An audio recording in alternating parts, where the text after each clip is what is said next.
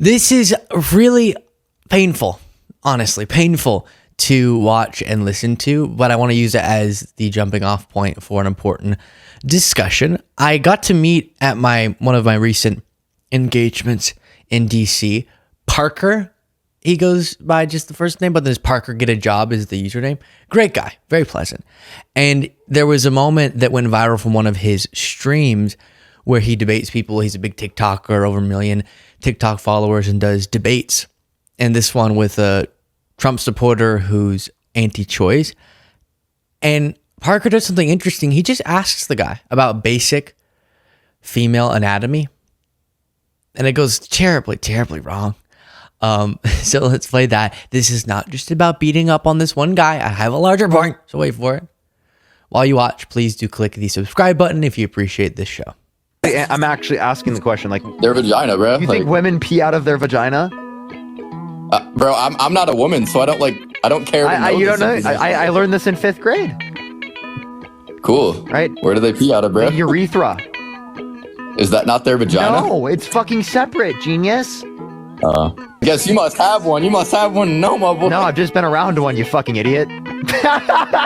Yeah. You just have never been around a vagina, so you don't even know. How if you've never been around one, how are you supposed to know? Okay, so silly there, but what does this bring up for us? It's not making fun of anybody, right? But instead saying, how it's almost a compassion thing. How do we expect someone to understand, for example, we talk about this a lot, how much Trump was lying to them about tariffs if there's a misunderstanding about tariffs? And again, this is not about smart or not smart. I've explained to you before that very smart people can be very uninformed. Life's a complicated thing. Sometimes you're nailing it and you're smart and you're doing stuff and you're informed in one category of life, but it just so happens in politics there's a lack of understanding about things, and that's fine. It's not a value statement, but instead just an honest analysis of the fact that a lot of people are working off of flawed or no information on a particular subject. So then Trump can come in and message his way into convincing them that they should vote for him whenever that flies in the face of their interests. And so many people, again, this is the best example of it. It's tragic, but it's accurate. Is Trump being elected in large part, top issue polling wise, because of prices and how pandemic conditions, but people blame it on Biden and Harris, increased prices in a severe and painful way. Totally real. But we elected Trump apparently, or not apparently. Hold up. We elected Trump, we did. But apparently we did so because he was going to be the one to fix that problem. He then announces, as he was doing before, what it is that he's going to do economically. And it's massive tax cuts that'll disproportionately benefit wealthy people. It's mass deportations that will increase the cost of labor. And it's tariffs that will increase the cost of goods. All three are going to contribute to inflation, price hikes. And that's what we chose. That's the guy we chose to fix the price problems. Not every single, but hundreds of renowned economists came out to say, Vice President Harris has the better economic proposal. Trump's, from what we can tell, it's rather incoherent, is not going to be good. And America went, shut up. We're going with Trump. And now, we're going to figure out what's going to happen. And if Trump does what he said he's going to do, we're going to see the opposite outcome as the one that people said they were voting for. And in a sense, you want to be angry at them. But this guy still hasn't gotten his head around what happens in the ladies' room. How could we expect on something I would say probably more complicated being economic policy, him to understand how Trump's being so dishonest? And so good Smart people can be misinformed. And our job is to inform them. That brings me to our second point. Why? Why is it that people vote the way that they do? For almost no one, it's some data-driven, on either side, some data-driven, fact-based, combing through the research on every issue decision. Understandably, most people are busy, are living complicated lives, and are voting off of their heart, right? Feelings drive our voting decisions so much more. And so what I think the Democratic Party is not good enough at, that Trump, unfortunately, tragically, is good at, is inducing feelings through a bunch of words, but the words people don't exactly remember, but they remember how they feel. They remember how Trump made them feel about a certain topic. And Trump does it dishonestly, with outrageous fear-mongering and dehumanizing fear-mongering. But if we're going to learn something, it's that we could take an honest approach, but a more repetitive and quick, add a little brevity to our messaging. I've heard a few political scientists talk about how Republicans talk in sort of bumper stickers, but then Democrats talk in these huge, long essays.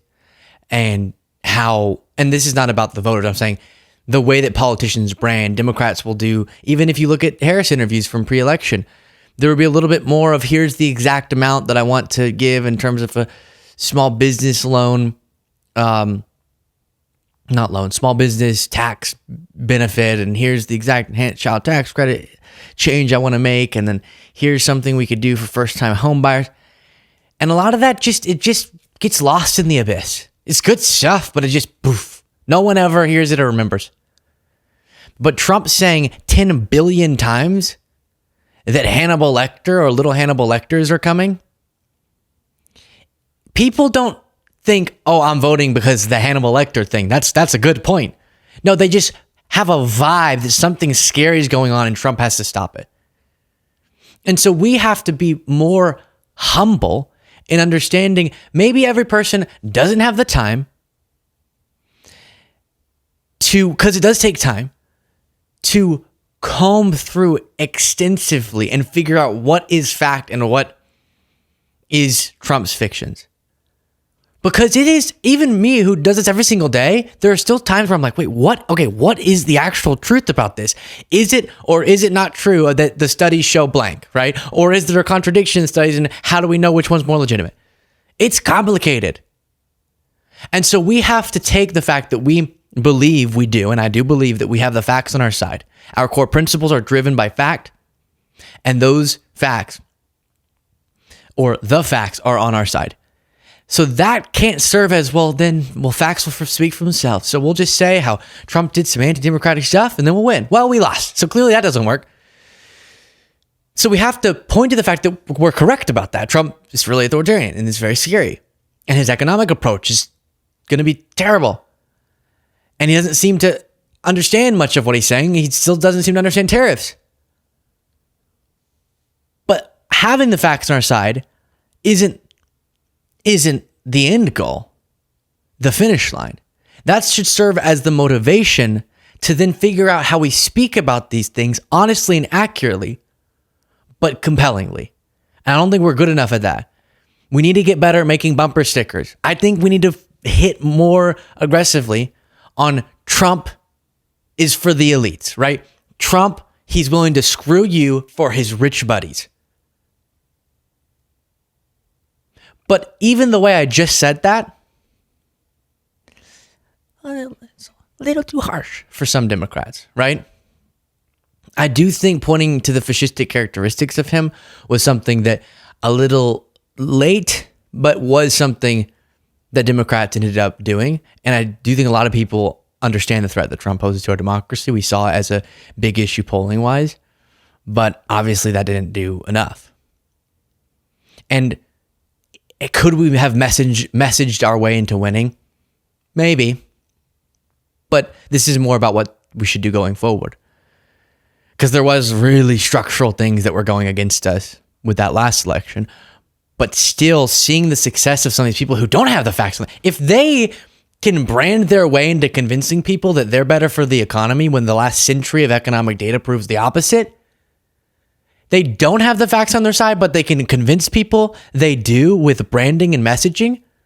And that means they have to do it immorally with dishonesty. If we have the facts on our side, we have the economic data on our side, shouldn't we be able to craft a just as compelling, just as brand effective, just as bumper stickery message since we're correct?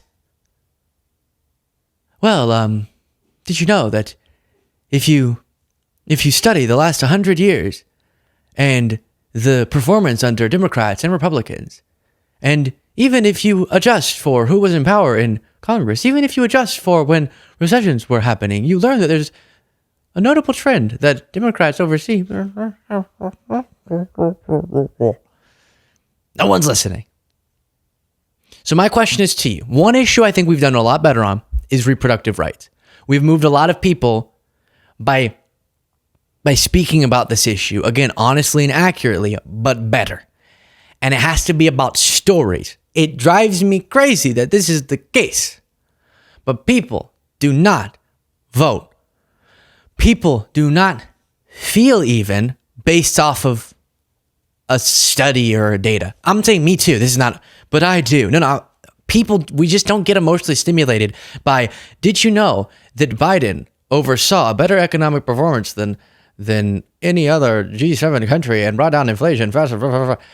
Those things don't actually move people. Stories do. And what has happened with reproductive rights and moving a lot of people on that issue is individual stories of how the terrible, it is horrible that we had to get here, but the terrible red state bans have impacted individual women's lives. Not with these bans, you see this increase in, mortality rates, and you see this impact on families. All of that gets lost. So I'll come back to you as I'm contemplating this. This is more of a, hey, I'm contemplating something segment. But I'll come back to you with some thoughts on which issues we need to get better at and which issues we need to take a bigger message and distill it into one key phrase. But I want to hear from you on the big issues we talk about: democracy, the economy. Somebody tell me, is it he's harming you for his wealthy friend's benefit like Elon Musk? Is that the best economic message? Because I can scream into the world as much as possible about economic data and everyone just looks at me like I'm crazy. What is a way that we can talk about these things that gets to people's hearts? Is it stories about how Trump's previous term's policies harmed individual farmers? We looked at those videos. How does Trump convince people he's the price guy when he was proposing price hikes? Branding. I'm a businessman. I'm going to run the country like a business. Oh, really? Which one of your businesses? The ones that failed? No, like the one that is still doing well, that I've ripped off a bunch of workers in. Oh, okay. That one. So give me some ideas on the big issues we talk about. How do we make a bumper sticker? How do we make a more crisp, feelings-based argument? Yes, not because we should decide our political views based on just vibes, but because that's what's moving most people. So let's take the fact that, yes, the facts are on our side, and we're going to inform ourselves every single day on the facts. But use that as the motivation to figure out how we move people's hearts. Somehow Trump, in the darkest of ways, did that with his fear-mongering. We can do it in a much more moral way with better branding. One other example, as heartbreaking as this is gun violence. I think citing specific stories as opposed to when I go through data about the worst gun violence in the United States is a much more moving thing to people. To me, I do sometimes think, why can't we just look?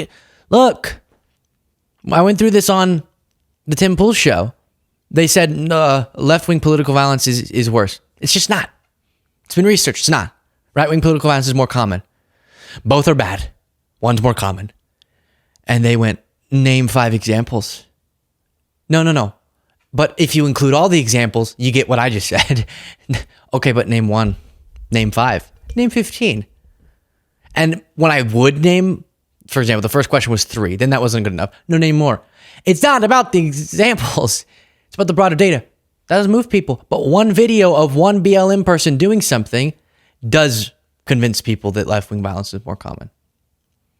So I think a lot of this has to do with supporting, so thank you to each and every one of you, more online pro-democracy content so we can get the message out.